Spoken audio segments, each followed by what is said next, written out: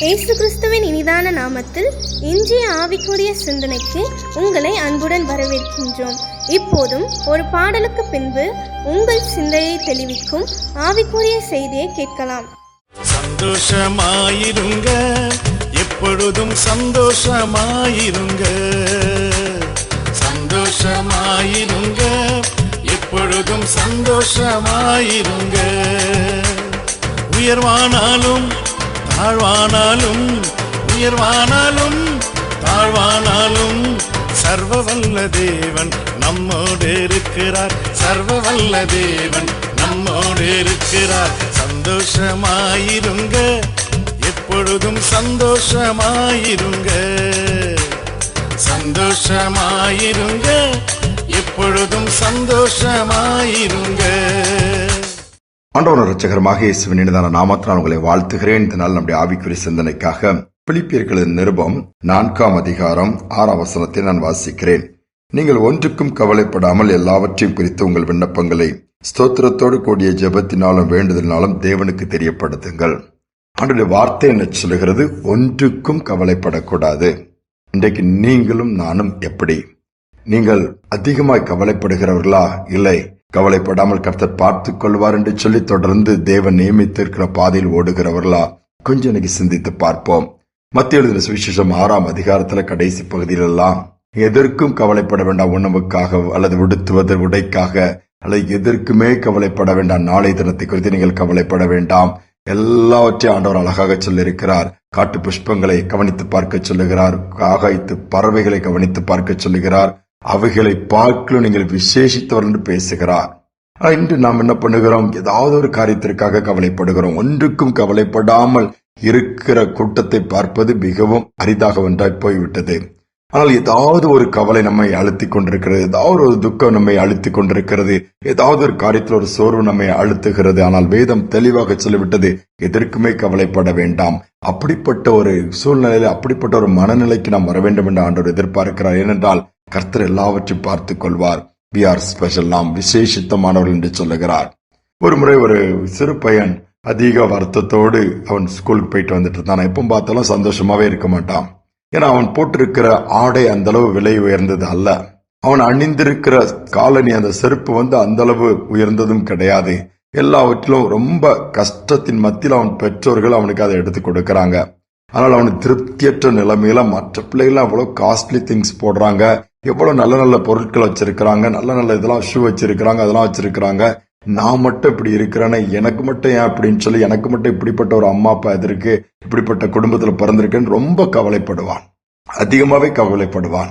அப்படியே போயிட்டு இருந்த நாட்கள் போயிட்டு இருக்கு. அவங்க அப்பா அம்மா எவ்வளவு சொன்னாங்க, மகனே இப்ப ரொம்ப கஷ்டமா இருக்குல்ல, அதனாலதான் ஒரு நாள் வரும், நல்லா வசதி வந்த பிறகு எல்லாத்தையும் நீ படிச்சு பெரிய ஆளான பிறகு எல்லாம் நல்லா காஸ்ட்லியா நல்லதா வாங்க முடியுமே அப்படின்னு சொல்லியும் அவனுக்கு மனதிலே ஏறவே இல்லை.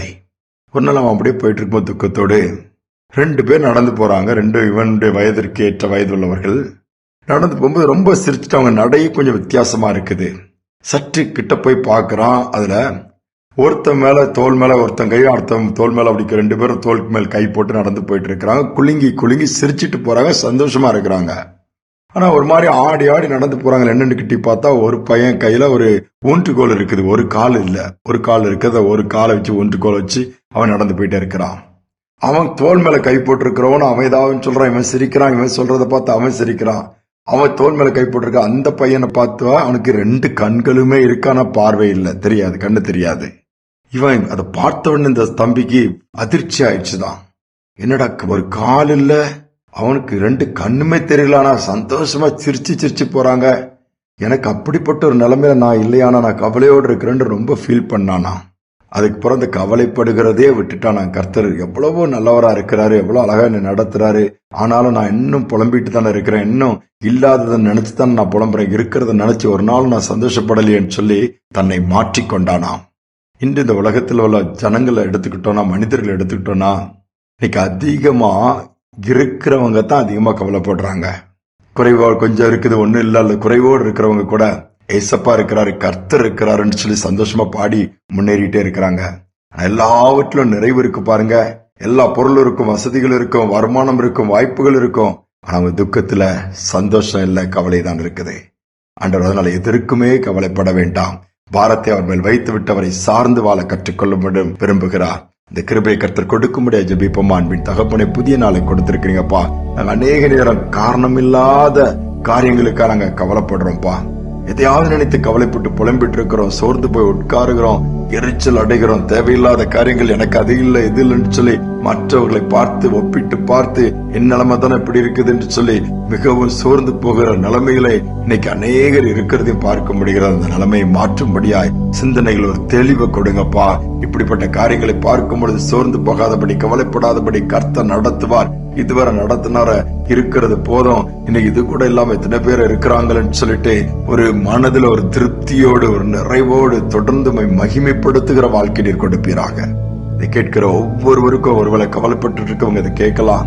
எனக்கு என்னண்டே புரியல, மனசு சரியில்லைன்னு சொல்றவங்க இதை கேட்கலாம். அவனை மன ரீதியான பிரச்சனைகள் எல்லாம் மாற்றி ஒரு நிறைவு கொடுத்து சந்தோஷமாய் சமாதானமாய் கவலைப்படாமல் அனுதினமும் சார்ந்து தொடர்ந்து ஓட கிருபை பாராட்டுங்க. துதிகனமே மேமுக்கு செலுத்துகிறேன் இயேசுவின் நாமத்தில் பிதாவே, ஆமேன் ஆமேன்.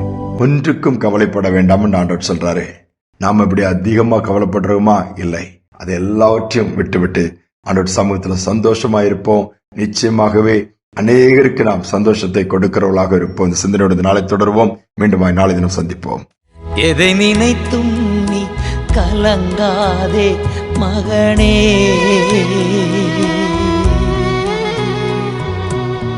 யெகோவா தேவன் உன்னை நடத்திச் செல்வார்.